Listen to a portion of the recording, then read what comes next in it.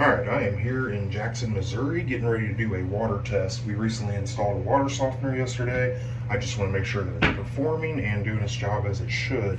So here's the simple task. I'm going to first clean my bottle that I'll be testing in. I want to use strictly clean water, well, not clean water, but untreated water. I've already bypassed the unit and ensured that I've ran the water long enough to make sure that the water is clear. There should be no hardness, or sorry, no treated water left. It should just be your regular standard city hard water. So right now, I am cleaning my bottle to make sure there's no residue from any salt water or anything like that on it. I'm going to use this to test. Here is my small little beaker for my sample, just to draw out enough to sample, and that's it. So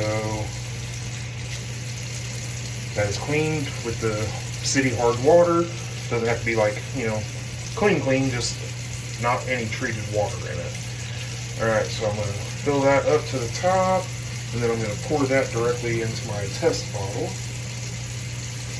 There is the water that I will be testing.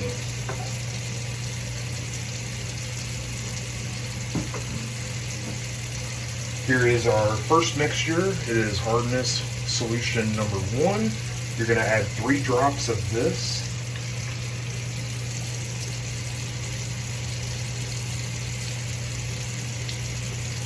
There's 3. I can turn that water off instead of wasting it. Kind of swirl that around a little bit, let that mix with our untreated water. Alright, and then I'm going to use hardness solution number 2. And I'm going to do the same amount. 3 drops of this as well. 1, 2, 3. Alright, so I got 3 drops of that in there as well. And then the last thing I use is my hardness solution number 3, you guessed it.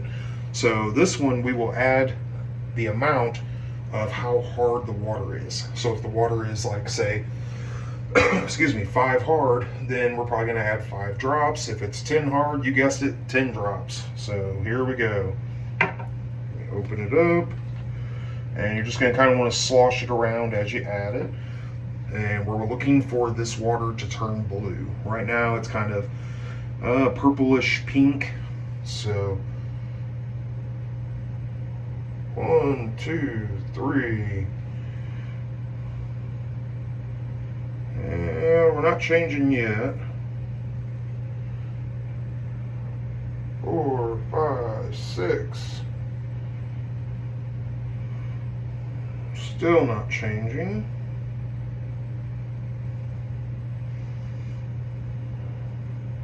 7, 8, 9. Still not changing. Oh my. 10, 11, 12. 12.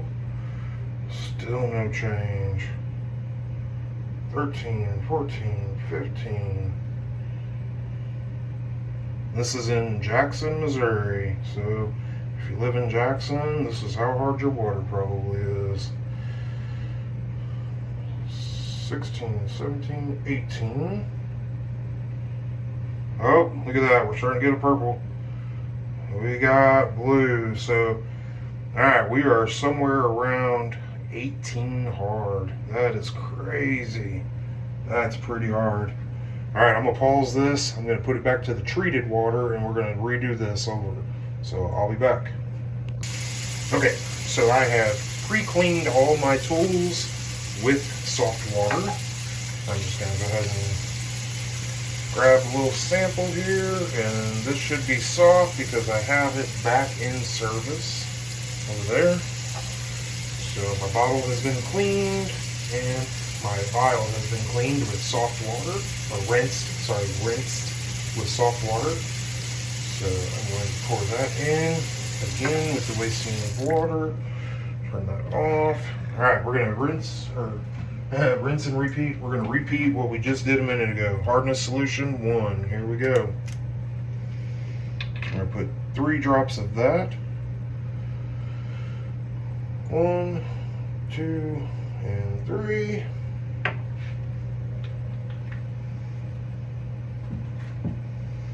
Three drops of number 2.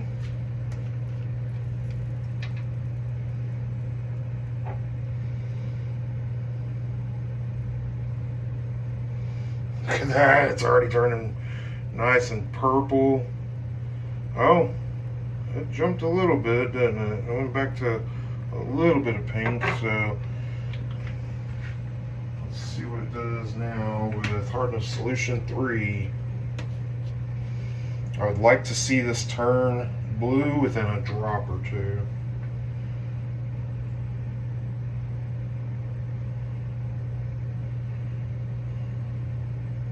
Look at that, it's already purple. Oh, and that is blue. There we go, that is soft water.